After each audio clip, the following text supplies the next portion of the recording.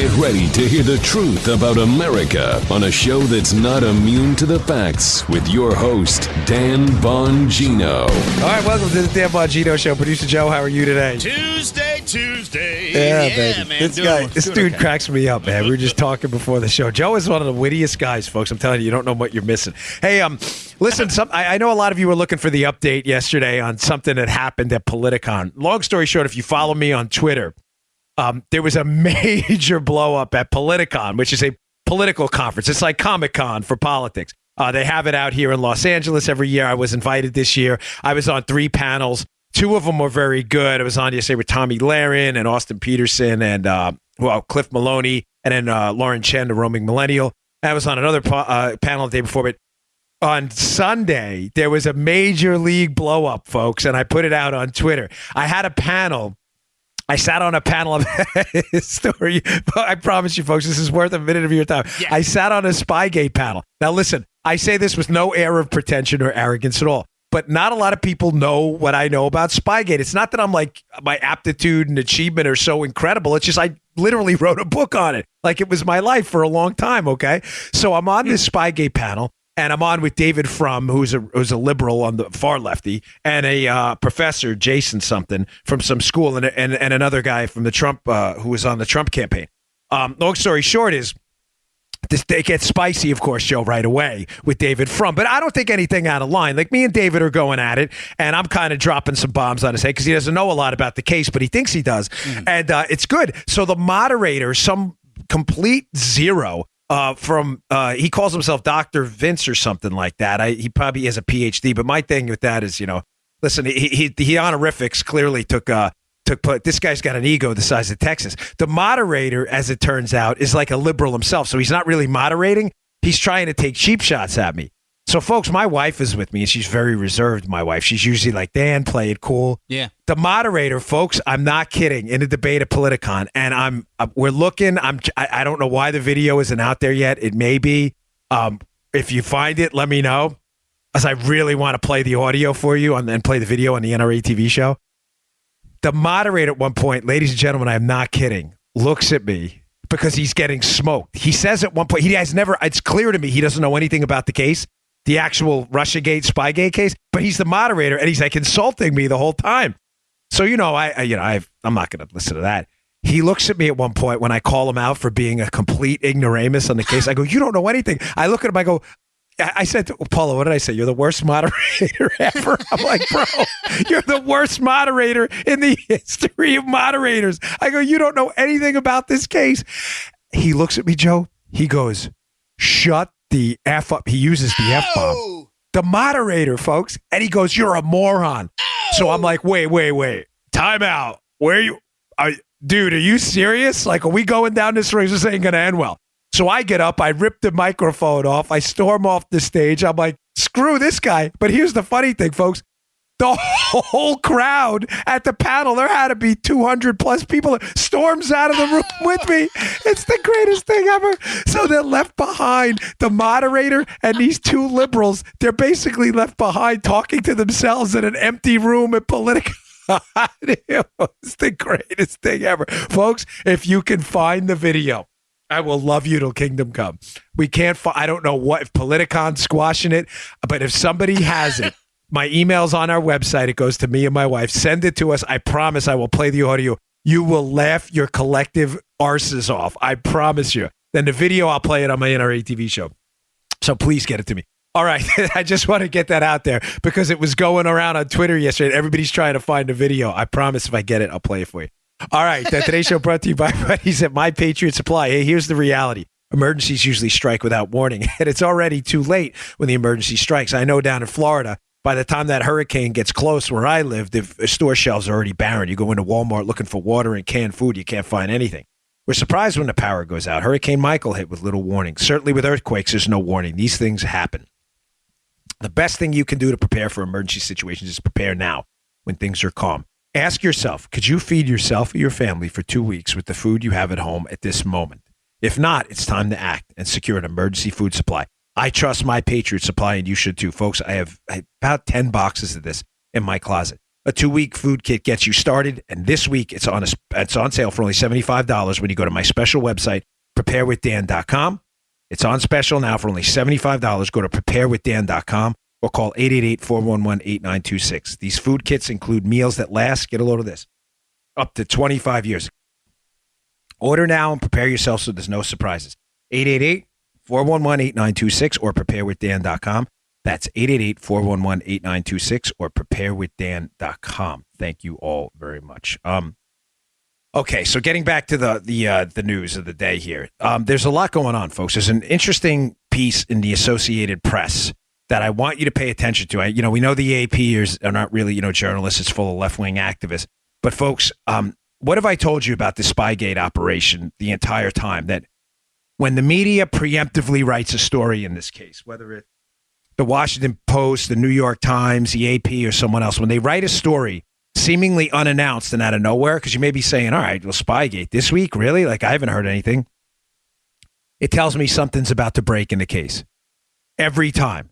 Remember the New York Times, Joe, wrote the piece about Stefan Halper, and they basically outed Halper without using his name, but the reason was to run interference. And why does the media do this? Maybe this is the best way to not bury the lead. The lead on what I'm telling you now is, the media runs these stories in advance of breaking news, Joe, so that they can dictate the narrative. In other words, when the real disturbing story comes out, they can say, oh, we wrote about this 2 weeks ago, and it says this.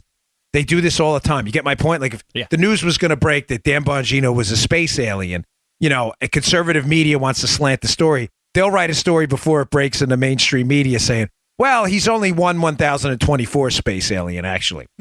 Like Elizabeth Warren is Native American, same kind of alien gene code. And you do it to kind of slant the narrative in advance before. Was that fine? I know I'm not witty like you, especially after that opening you did for me. But was that all right? Yeah. Did that pass your Joe Armacost comedy test? I'm not much of a comedian. But the point is to slant the story in advance.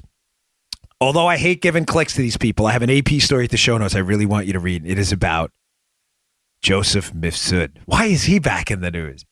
This is a great story. Ladies and gentlemen, I'm telling you something's about to break on this. Here is the lead of the AP story. Oh, Joseph Mifsud, who disappears. He disappears all the time. Nothing to see here. Now, a little just primer here for those of you who are unfamiliar with Mifsud. Remember the whole Trump collusion case? The whole Trump mythical collusion with Russia case starts. So the ground zero here, the origin point of this whole thing is Mifsud. Mifsud is a Maltese professor who meets with George Papadopoulos, his Trump aide, way back in April, when right after Papadopoulos joins the Trump team, right? And Mifsud is alleged to be the guy who starts this, hey, the Russians have dirt on Hillary thing. And then Papadopoulos runs with it, okay? This is important. I know a lot of you know that, but that is an important basic fact you need to understand.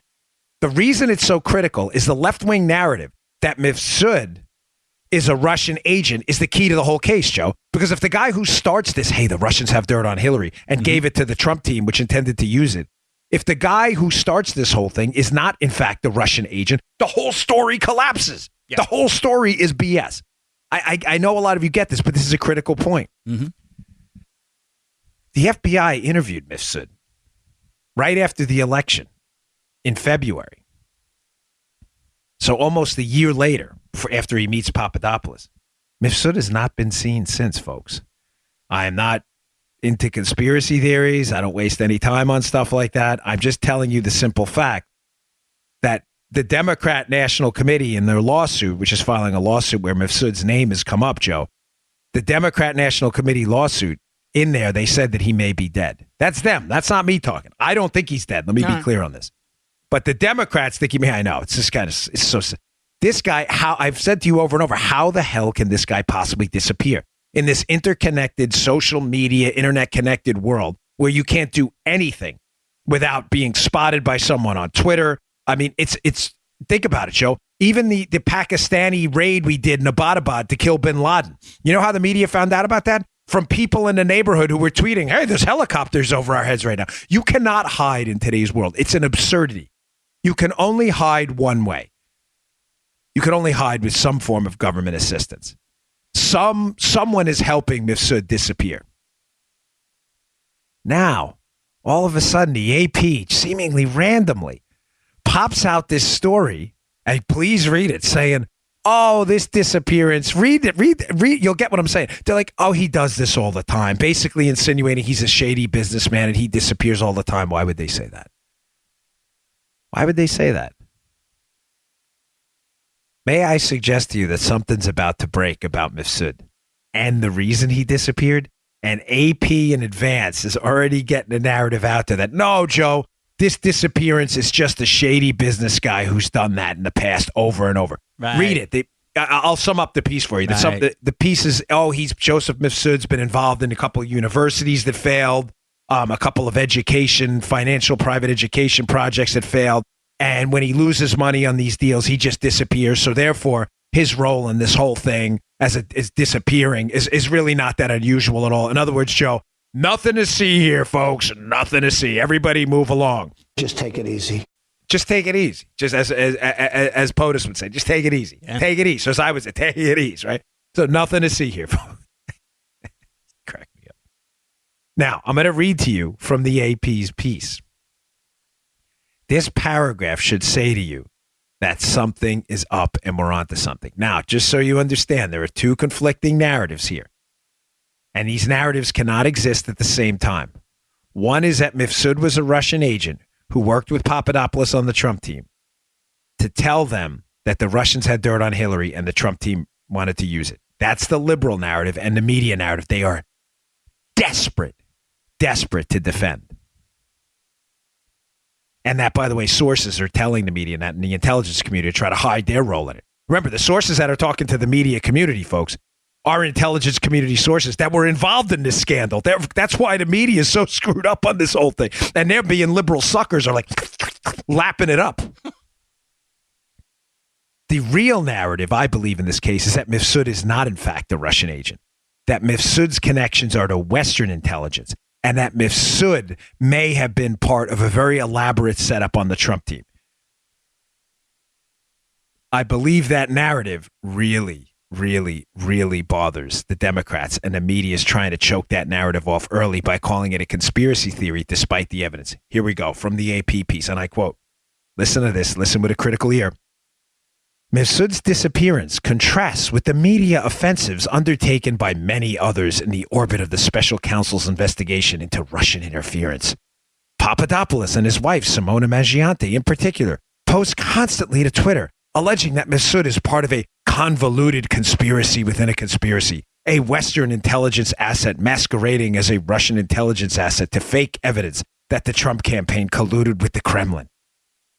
Ladies and gentlemen, This is the AP. The AP is such an embarrassment and a disgrace that the fact that people take these people seriously as journalists is a horror show. I openly laugh at you if you take these people seriously at the AP. Let me get this straight. The AP is taking a shot. This is a conspiracy within a conspiracy that the Trump team was set up. They have zero evidence whatsoever, which they acknowledge within the piece. They quietly acknowledge that Mifsud is a Russian asset. Joe, they have no evidence of that at all, indicating that their own narrative is complete, utter garbage and BS. They have no evidence of that at all, the AP. No one has produced a scintilla of evidence at all that Joseph Mifsud is a Russian asset, meaning your whole collusion narrative is bullshit, right? Yeah. Did I just say that? Yeah. Can you bleep that out for me? I can, yeah. Just the it's the S part. Associated Propagandists. Yes. You could keep the "can I bleep that out" part in there too. It's a family-friendly show. You got it. It's total BS, folks. This is nonsense. They know the narrative's garbage. They have no evidence of a connection, of a legitimate connection between Joseph Mifsud and Russian intelligence. Yet, what's hysterical is they seemingly out of nowhere, Joe, jump out with this piece, because I'm telling you something's about to break. In this case, trying to already set up Papadopoulos, who, ironically, Joe, is the guy who was actually there with Mifsud. He's the guy who was there with Papadopoulos. He's the guy. They're already putting out the narrative that it's a, quote, conspiracy within a conspiracy that Trump was set up and that Mifsud was a Western intelligence asset. Here's what's funny. The evidence that Mifsud is, in fact, connected, at least, to people in the Western intelligence orbit is irrefutable. It's irrefutable. There's photographic evidence. Mifsud was given permission to enter the United States to attend the State Department connected conference. He has a relationship with Claire Smith from UK intelligence. Ladies and gentlemen, none of this is hard to find out. I hate to keep saying it. I'm not like endlessly trying to plug you to death. We put a whole year of our lives into this book. There's a whole chapter on Mifsud. His connections to Western intelligence, according to these Looney Tune losers at the AP who can't even do basic journalism, his connections to Western intelligence are not refutable, Joe. They are fact-based. Any idiot can look them up. Just go to the internet. This is not hard, but the AP cannot get out of their own way. They cannot figure it out. Here's what's really going on here. The AP are left-wing hacks. They're not a serious journalism outfit. They shouldn't be taken seriously. Their sources, Joe, are who? Intelligence community people in the United States and the FBI, obviously. Probably some other Western intelligence folks, too, for this piece. These intelligence sources understand full well that the Joseph Mifsud story, when it's told that Mifsud's connections were to friendlies, and this was likely a setup on Papadopoulos, the Western intelligence folks who are talking to them must know that this story is about to come out. So what do you think they do, Joe? They call an AP reporter. The AP starts some investigation into Mifsud, and they feed them the narrative in advance that, hey, this thing's all a big conspiracy theory. So when the story does hit, that Mifsud's connections were to Western intelligence and not the Russians, Joe, what does AP say? Oh, we've already debunked this. Look at this story. Really? Because I read the whole story. I spent this morning before the show going through the entire story. And let me tell you something. There's no debunking of anything in it. They don't produce, folks, a scintilla of evidence. I actually put the link in there. Read it. Give them the clicks for this one to see how embarrassing the reporting is. There is not a scent, a hint, a whiff of evidence at all. Keep biting the microphone. That a whiff of evidence that Mifsud is a Russian asset. Yet they conveniently gloss over mounds of evidence that Mifsud is deeply, deeply connected to friendlies. I want to read to you one more quote from this because it shows how embarrassing this poor, pathetic, ridiculous, absurd effort at, quote, journalism is. It goes on, the AP piece. Rowe, they're talking about a guy named Stefan Rowe, who is Mifsud's attorney, right? Rowe makes even more unverified claims. Keep in mind, this is Mifsud's attorney. The AP's entire piece is unverified claims. But they make claims. Oh, Rowe, his attorney, makes even more unverified claims. Rowe's book describes Mifsud as being very close, not just to Britain's MI6, but to the Italian secret services and maybe other Western services besides. The book claims Mifsud has been taking orders from unidentified people with strong ties to the Obama administration, and that Papadopoulos, quote, was most probably a secret agent planted in the Trump campaign, a charge Papadopoulos called fantasy. But here it goes on. But there is one theory about Mifsud that Rowe, who has a Russian wife and Russian business ties, is utterly unwilling to entertain. You see how they got to set this up? I love this. He is certainly not a Russian spy, Rowe writes. In one email to the AP, he insisted that this story discusses Mifsud's clear and evidenced Western intelligence role and threatened legal action if Mifsud were described as a Russian spy, asset, cutout, etc. Folks, this is so obviously a setup, and the media is so obviously knee-deep in efforts to gaslight you, to give you the IC community that was involved in this, their narrative. It is so obvious that if you read any of these stories with an even remotely critical eye, you will see through this cloud of BS that is being hoisted upon your back. It is complete, utter garbage and nonsense. This is a joke.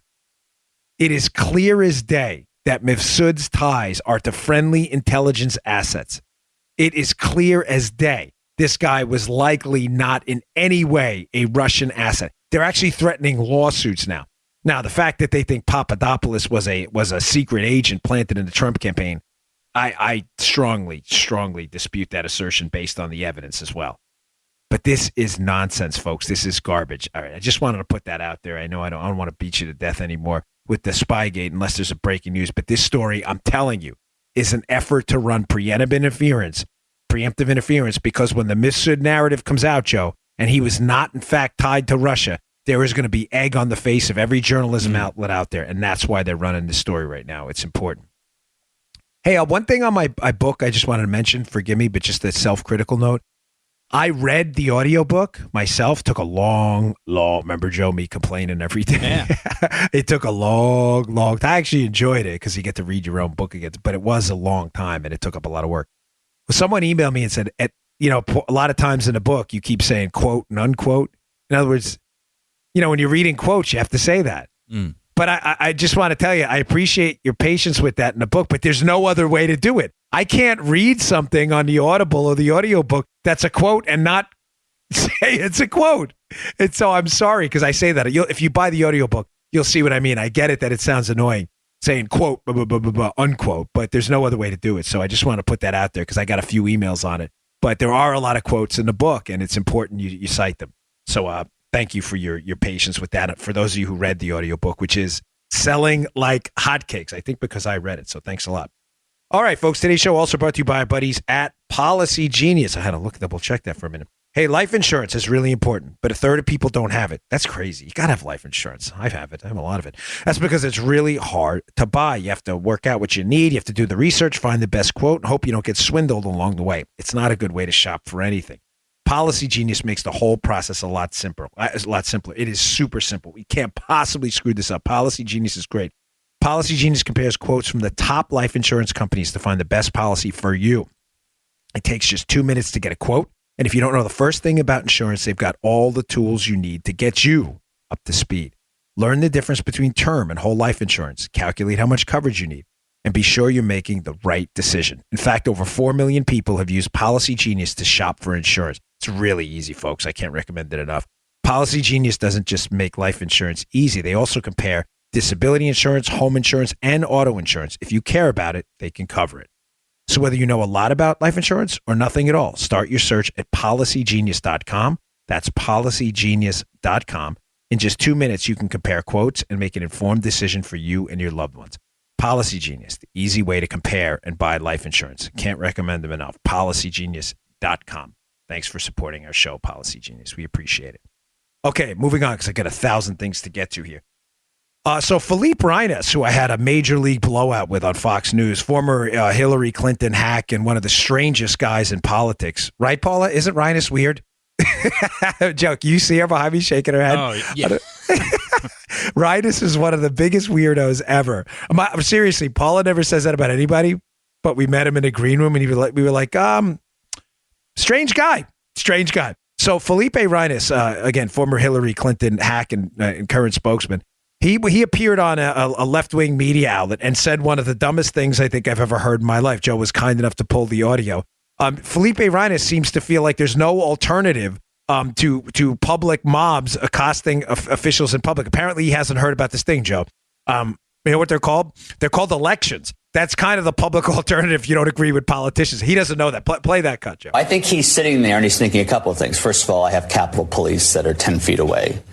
2, he's thinking I got my wife, Elaine, who's better than the Capitol Police. 3, he's thinking Merrick Garland, versus my leftovers. I mean, he's getting away with murder. And net, I think he thinks this is the worst he gets. It's fine. But this is such a made-up problem. It is, like Professor Butler said, it is the First Amendment. And there is a difference, and it goes to something Dr. Greer said. People are doing this because there is no other opportunity or no other oversight. The Republican Congress has basically pledged fealty to Donald Trump. People are doing these things because it's all that's left. And what are they doing? They're denying Sarah Sanders her supper, her Cornish hen. They're serenading Kirsten Nielsen in a Mexican restaurant. They're heckling Stephen Miller just for being Stephen Miller. I mean, let's not go crazy here. You watch the Pelosi stuff.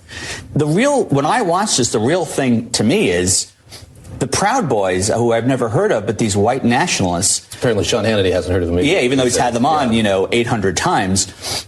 You have a Republican Party who is giving aid and comfort to the Proud Boys and to white nationalists, and they become the party of white nationalists and all of their hatred.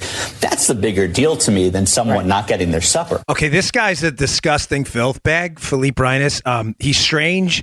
He's very, and I don't mean strange in a good way. I don't mean like Doctor Strange from the Marvel movies, like he has that thing that hangs around his neck and the special cape and all. Mm-hmm. I mean like strange, like don't trust him with your car or your house keys. Strange, like he's a very unusual cat. Like, I'm convinced he's the kind of guy they may do a movie about in a few years. And I don't mean a good movie, like Rudy or something like that. I mean a movie like Halloween. Halloween, The Return of Felipe Reyes. This is a very unusual cat. I'm being nice because Paul is here, by not telling you the real story, why we think he's strange, because I don't want, there's like certain etiquettes you don't break. But trust me, this is one strange dude. So Reines, in case you missed that whole thing in the beginning, he's talking about Mitch McConnell and his wife Elaine Chao being accosted again in a restaurant by a aggressive, confrontational left-wing maniac. And his line on it is, oh, well, there's just no alternative. Again, apparently Reines has forgotten about elections, seemingly. That is your alternative. But folks, notice how Reines, who is, again, a left-wing goon who supports mobs, he immediately turns it to an argument about the Proud Boys, Gavin McInnes's group. Here's what's going on with this guy. They cannot stop this white nationalist stuff. This is their race card is all they have. They don't have anything else. Reines has an IQ of about 46. So he doesn't have the ability to think deeply. So he goes right back to the racial identity stuff. Now, Joe, on a serious note, because I was being a little sarcastic, obviously, but you and I have been doing this show for a long time. Yeah. Joe, conservatively speaking, how many times would you say I've mentioned on this show violence, preemptive violence, is absolutely, categorically, 1,000% the wrong approach? How many times would you say? 100, 200, 500? I have no idea. Over 100. I mean, let's put it that way. Well over 100 is probably 100. Yeah. Folks, I'm not virtue signaling to anybody. I'm not trying to be like Tony Robbins. This isn't some, oh boy, I'm not trying to be Mahatma Gandhi here. I'm just telling you, as a political tactic, in the end of the day, to win on the ideological front for liberty, for the right to defend yourself, for economic liberty, the things we want to win on, Joe. We want to institute these policies, correct? Right. Can we all agree that's the goal? Yeah. To defend liberty, to defend it. That preemptive violent action, the violence is it is a morally and ethically bankrupt strategy. It's wrong. It's ethically wrong. It's a tactical mistake. It's a disaster. Ladies and gentlemen, I know you don't need proof, but put aside for a second the morals and ethics and the lapse of it by engaging in preemptive. I'm not talking about self-defense. Defend yourself by all means. No one should be able to punch you in the face. Folks, as a political strategy, if you think this works, why do you think the Democrats and the media, Joe, it's a simple question for you. Why are the Democrats and the media and losers like Felipe Reyes, why are they in such a rush then to turn the violent argument around on us, right? Oh, look at the Proud Boys. The Proud Boys attack people. Again, if this is such a winning strategy, attacking people in public, why is Reyes running away from it and trying to turn it on Republicans? Joe, am I right? Yeah, you're right. Yeah. Joe's an astute observer of the political scene. He's been doing this a long time. If this is such a winning strategy, beating the crap out of people in public and accosting them in restaurants, why are the Democrats like, don't you dare use the M word? The M word. Did you say the N word? Because nobody should ever use that. No, the M word. What's the M word? I've never heard of the M word. The M word. What's the M? What mustard? What the M word? I don't know. Oh, mobs. Oh, we're not supposed to use the M word now. Mobs. I didn't even know the M word. There's the F word, the S word, the N word, the C word, and now there's the M word, mobs. If this is such a successful strategy, right? Mobs. If it is so successful, violence, then why is the left running from it? Folks, we have to be smarter than these idiots, and that's what they are. They're morons who cannot control themselves. Listen, my whole life has been controlled violence. I mean it. I've been doing mixed martial arts. I'm in my 20s. I'm not trying to be a tough guy, folks. That's not my goal here. I understand it. It's disgusting. It's horrible. There's no end to it. It is an endless, and that you want to find yourself in jail for a night? The left is losing this argument. Do not let them turn it on us. But the reason I want to play this cut is because I'm seeing an interesting phenomenon develop right now. I got to be honest with you, I'm not very familiar with the Proud Boys, and I don't say that. I know Gavin. Gavin works at CRTV, but I'm not really familiar with the group that much. And the reason is not that I just don't get out of my house much. I'd be candid with you, right, Joe? I work out of my house with my wife, so I don't really get out much and do a lot of stuff. But I have not seen what Felipe Reyes is doing, trying to do the flipperoo. Here's what I am seeing. His narrative is BS. What's starting to happen now, I'm noticing this fascinating phenomenon. Antifa and these violent, radical left-wing groups, Joe, will show up at a scene. They will immediately provoke an aggressive, sometimes very violent confrontation. People at the scene will defend themselves. And these hack losers in the media right away, Joe, what's their narrative? Look look at these right-wing provocateurs out there. Look at this. Let the videotape begin now. Hey, folks, thank you. I did not plan that with you. That is the importance if you are going to show up. And by the way, you absolutely have the right to assemble and show up. I've already said 1,000 times. Obviously, violence is not the answer. I get it. Okay, enough of that crap. I don't want this to sound lectury because that's annoying to me too. But unfortunately, the media keeps misreading this whole thing. But Joe's right. That is the importance at these things of very detailed videotapes and accounts of these things. Because I'm telling you, from seeing it, from watching it, from watching how the media is trying to paint this, they are desperate right now to change the narrative from the violent left, which they are, the violent, radical, aggressive left. They are desperate to change it to an argument about the violent right. Now. If you listen to yesterday's show and the day before, I've told you what are the most damaging political narratives, Joe. The political narratives that do the most damage to both movements and candidates are only the ones that change a pre-existing narrative. I've said this repeatedly. If you're a first-time listener, here's what I mean by this. The reason Trump was not damaged at all by a lot of these narratives that came out about the campaign, he talks off the cuff, he's got his background isn't necessarily angelic. It didn't change a pre-existing narrative about Trump. People who knew Trump from The Apprentice and everywhere else had already baked into the cake that Trump was a freewheeling Queens guy who was a fighter. And you know what? He had a past and he talked about him. And he was on the Howard Stern show. No, folks, however much people may have disliked some of the stories, they changed nothing.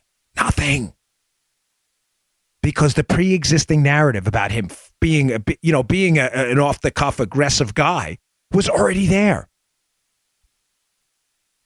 But if the pre-existing narrative, say Donald Trump was running as, Pope Francis or something like that, with some kind of reputation as being an unstained soul, right? That would have hurt, and it would have hurt bad. That's why Democrats, when stories about Bernie Sanders' massive wealth and Hillary Clinton's inside and Russia connections, when that stuff comes out, that's why those narratives are so damaging. Because the pre-existing narrative about Bernie Sanders, I promise I'll tie this up for you in a minute, is that what, Joe? He's a warrior for inequality. Bernie, you're a 1%er, aren't you? You're a 1%er too. Hillary, weren't you complaining about Russian collusion? Did your husband not just take $500,000 from a Russian bank? And, no, forget about that. They damage pre-existing narratives. This is critical.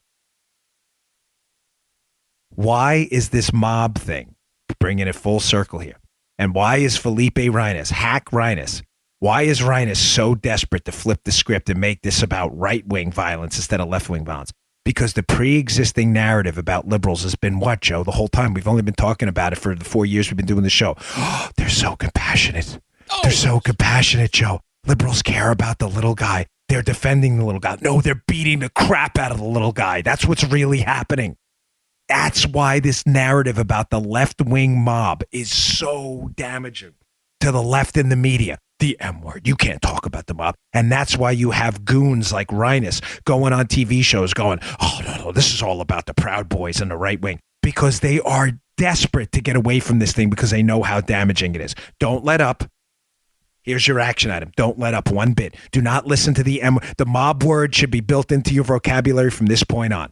They are the mob. They've acted like the mob. They insist on being the mob, so they're going to be called the mob. I don't care what the left says about it. You keep going, and you use your social media, your Twitter and your Facebook, and every time you see these videos accosting McConnell, Ted Cruz, Antifa beating people up, Antifa runs Portland, Oregon, by the way. The police commissioner apparently and the mayor in Portland, Oregon have forfeited the city to Antifa. You make sure you put those videos out everywhere so people understand that the left is not about compassion. The left is about aggressive, confrontational, and in some cases, violence that they support. Don't you fold 1 minute. You triple down on this. Now, one more point to sum this up. How damaging this left-wing mob, violent, aggressive mob, how damaging this has been to the left because it damages their pre-existing narrative, folks. Here's some proof for you. Tom Bevan, who I highly recommend you follow at Real Clear Politics. He's at Tom Bevan RCP. He always has some really good insights into these election show. Here's a tweet he sent out a couple days ago talking about the midterms and the so-called, Joe, blue wave that I don't think is going to happen. You heard my predictions on yesterday's show. If not, listen to them because they're on tape. I like to be held to it. We'll see how good or bad we are. We did well in the presidential, so we'll see. Here, Tom Bevan says, in sum, regarding the midterms, number one, the D's are +9, the Democrats, in a national generic ballot. Okay, they're +9 on the Republicans, +9 percentage points in the national generic ballot. That's pretty good. But here's where it gets better, Joe. Number two, for the Republicans, that is. In House battlegrounds, meaning actual House districts that are competitive. Mm-hmm. Remember, I explained this the other day. The fact that nationally the Democrats are +9 means nothing because the Democrats run up the score in New York, California, and Chicago. So it doesn't matter if the national doesn't mean squat. All you care about is the House districts that are competitive. In those actual House districts, Joe, the generic ballot is tied. In other words, folks, in House of Representative races for Congress that are actually competitive, it's tied. You see how much damage these narratives are? It gets better. Number three, Trump approval ratings, the highest of his presidency right now.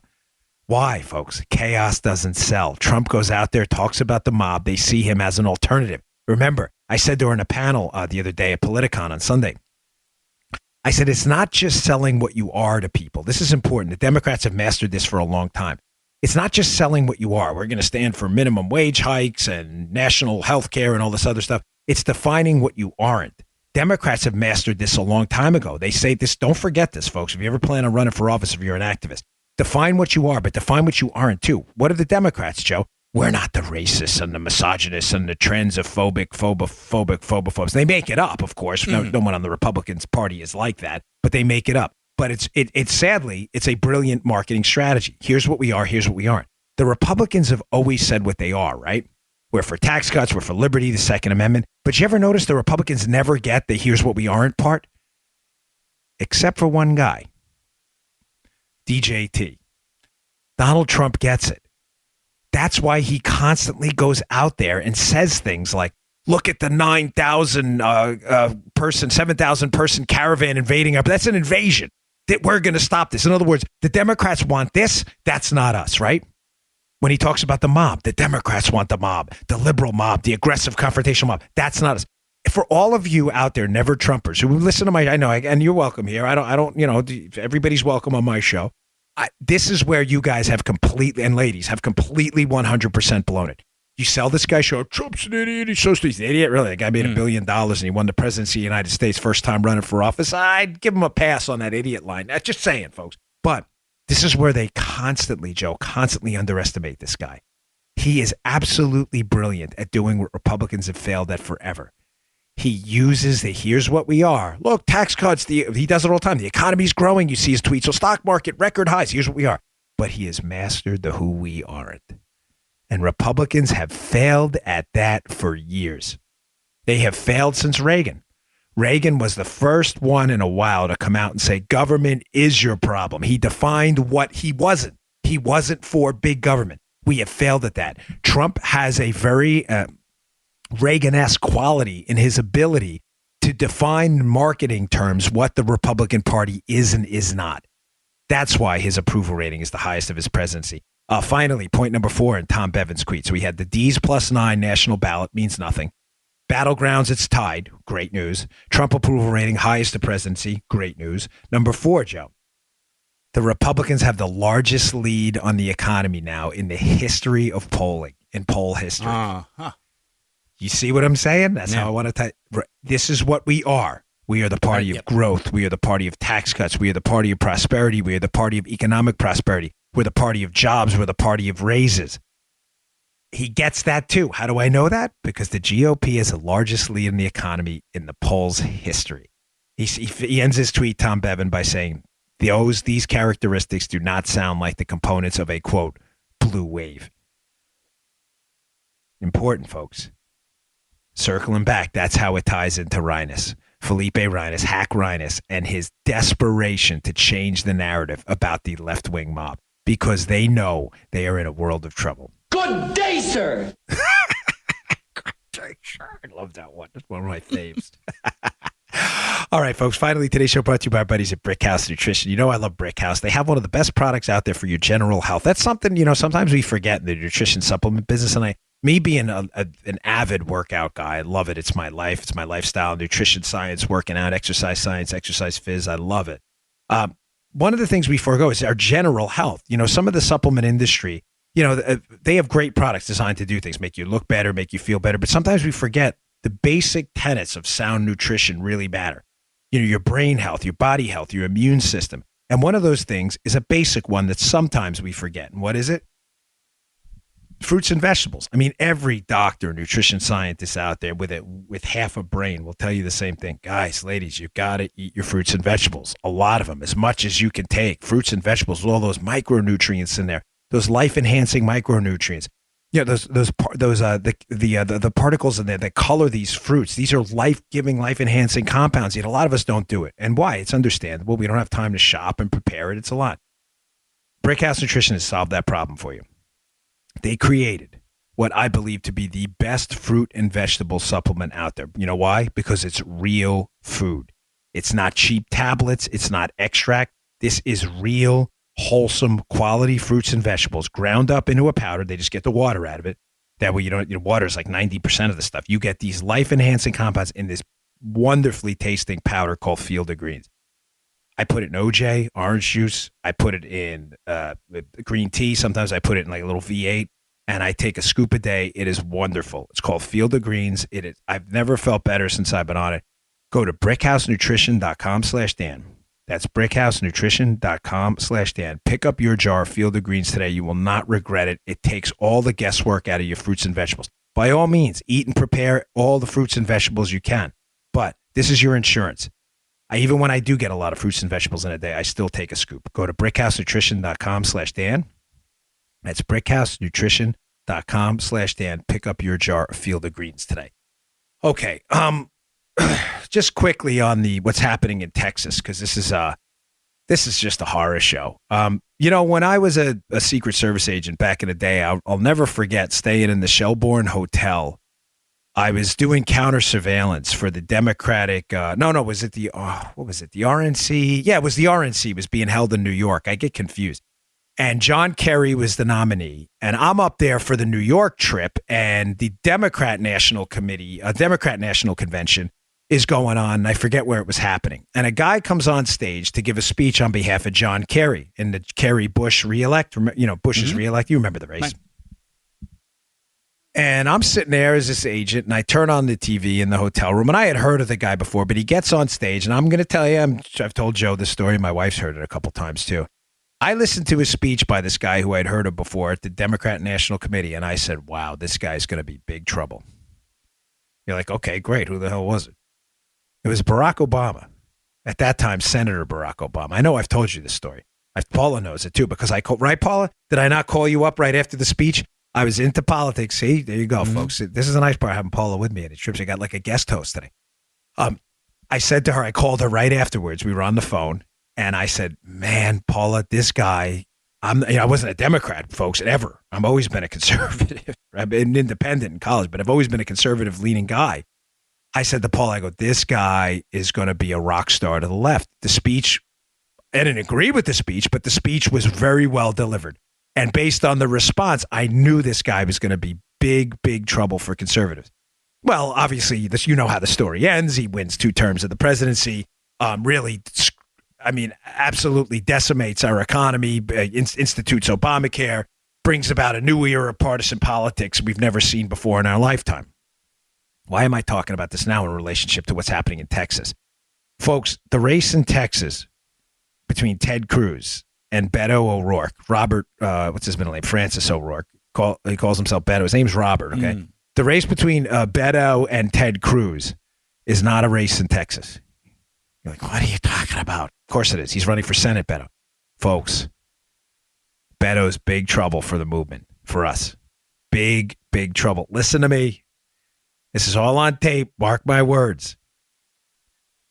The problem I have with this whole thing is Beto, the guy's a left-wing guy. He's a total radical left-winger. gun bans, AR-15 bans, no border wall, impeach Trump guy. How he is even within 30 points of Ted Cruz in Texas is amazing. But the reason I'm telling you this is a national show, right, Joe? We don't usually cover state issues because we actually have an international audience now, thanks to you, exclusively. Thank you. But the reason I'm bringing this up now and the reason this is so critical, folks, Beto is going to become a national candidate soon. He's going to get smoked in Texas, I assure you. I predict he loses by 8 to 10 points to Cruz. You have not heard the last of Beto. Why? Not because Beto, he's not even that good of a candidate, in my humble opinion. He is the new media Barack Obama.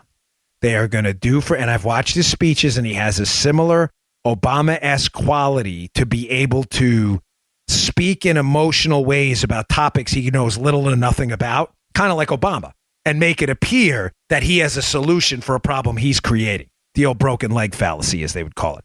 You know, break the leg and institute more of the medicine to fix the broken leg that broke the leg in the first place. Beto has a way of doing this. Now, if you don't believe me, I have this cut of Beto. Is it Beto or Beto? Beto? Young Master Beto, yes. Master Beto. He's a Jedi? Like a Jedi Knight? Yeah, he's a knight. He's got skills? But some sorts, yeah. I'm getting emails on this. You know that, right? Probably. Luke, I am your father. So, as Joe calls him, Master Beto, who broke my chair. Got to get you a new one. Call Gaston. So I have this video about Beto here, and this is the media. Listen to this dopey, silly, outrageous fawning by this media personality who's interviewing Beto. Listen particularly at the end, the part where she says, "Oh, you're a rock star, Beto. You're a rock star." It is so embarrassingly bad that this is an alleged media interview. Play the cut.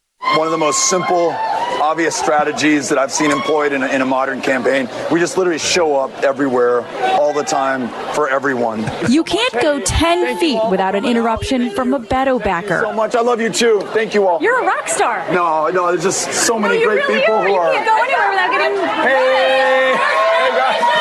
O'Rourke, a 3-term congressman from El Paso, has certainly captured the entire nation's attention as well, hauling in a record $38 million in donations last quarter. Folks, that is the most pathetic fawning. You should have seen Joe acting this thing out. Wow.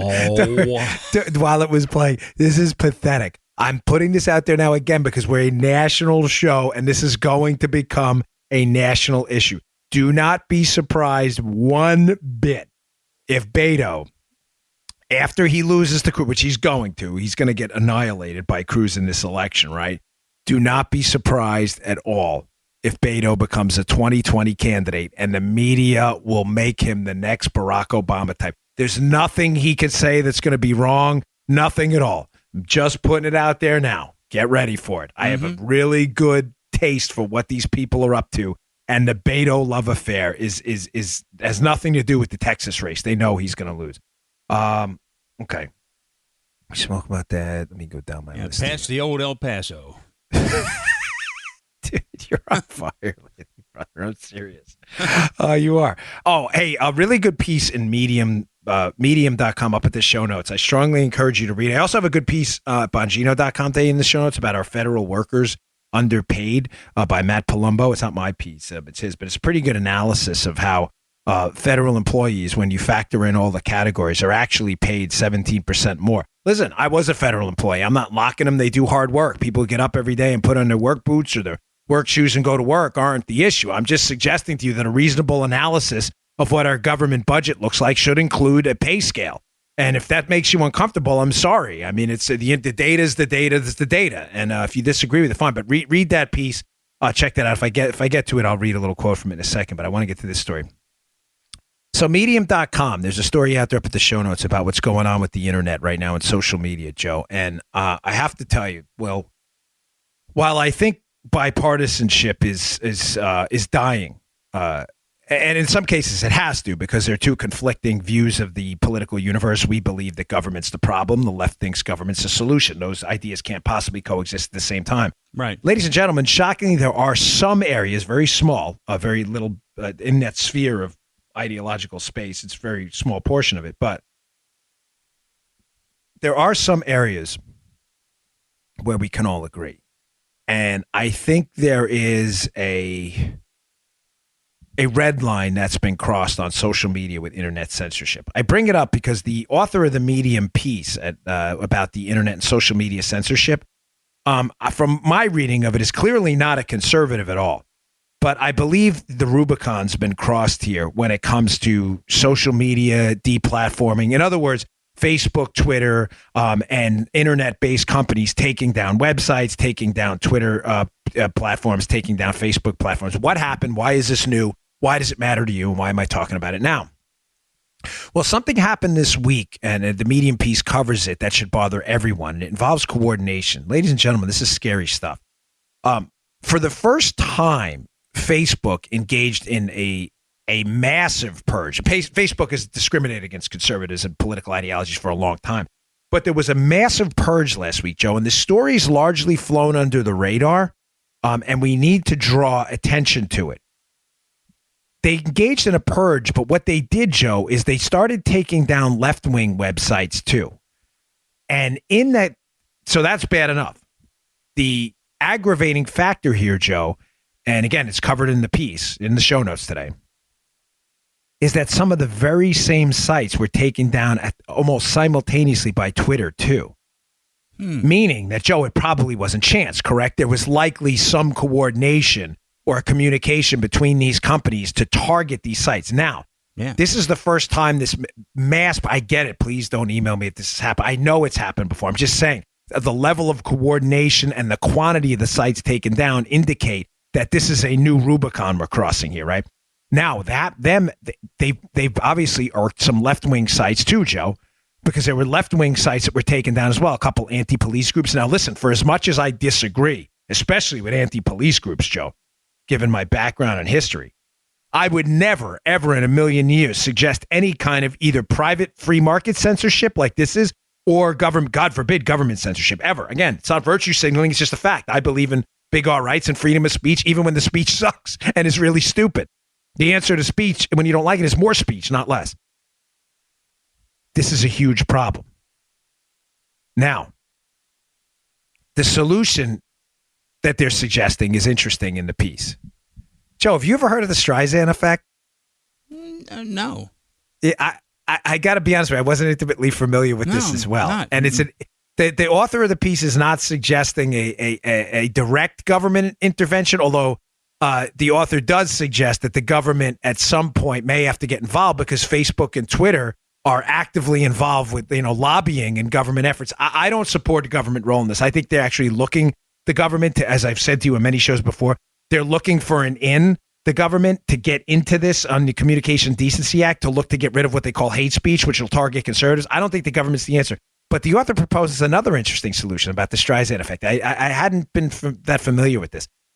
Apparently, a couple of years back, Barbara Streisand, the famous singer and left-wing activist, made a big stink about people taking pictures of her home and tried to get the picture. You've heard of this? And tried to get the pictures taken down.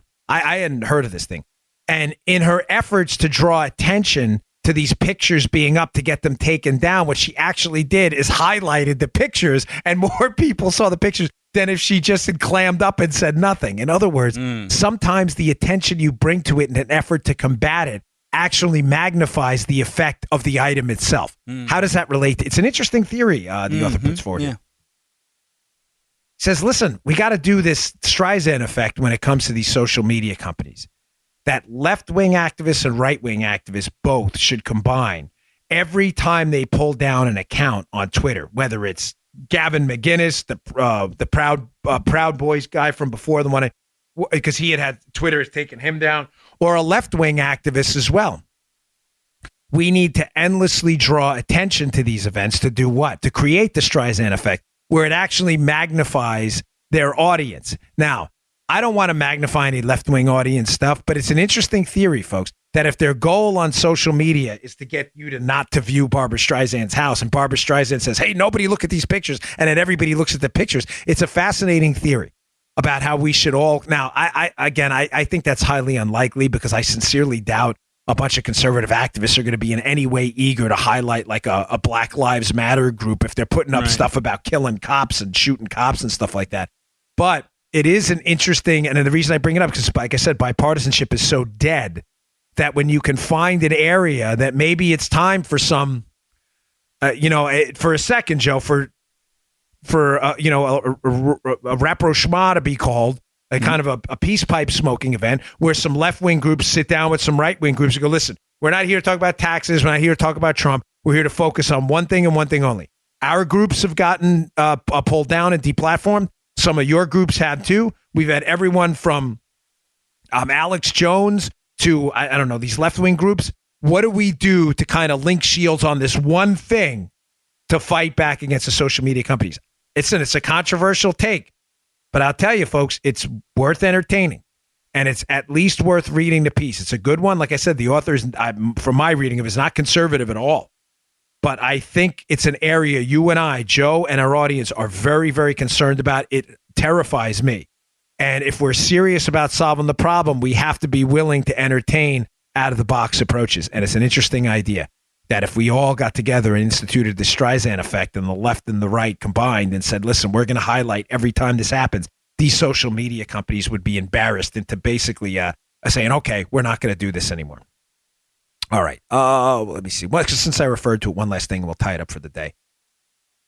Here's a quote from Matt Palumbo's piece at Bongino.com about federal employees, talking about are they underpaid? Because this is the reason this is coming up, by the way, so you understand the news story and why I'm not just randomly bringing this up on my podcast, is Trump is proposing a 2% across the board, basically federal pay cut for federal employees. And it's caused a whole bunch of controversy as Democrats jump in and say, oh, they're underpaid. They're underpaid. I'm just giving you the facts, folks. What you want to do with them is up to you. Here's from Matt Palumbo's piece.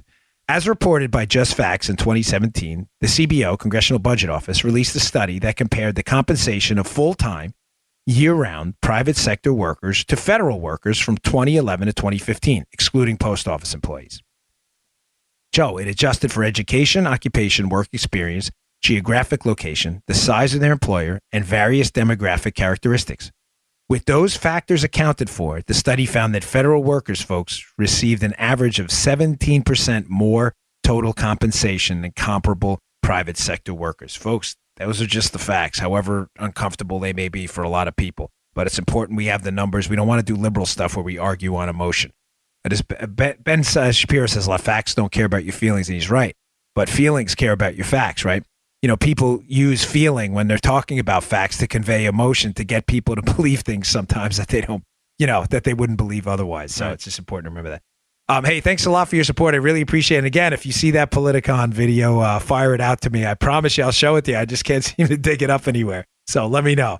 Thanks again, folks, for tuning in. Go check out the website today, Bongino.com, and please subscribe to the show. It's free on iTunes, SoundCloud, iHeartRadio, Spotify. Those subscriptions are what send us way up the chart, so we deeply appreciate it. It's all free, no cost to you. Thanks a lot, folks. See you all later. You just heard The Dan Bongino Show. Get more of Dan online anytime at conservativereview.com. You can also get Dan's podcasts on iTunes or SoundCloud. And follow Dan on Twitter 24/7 at DBongino.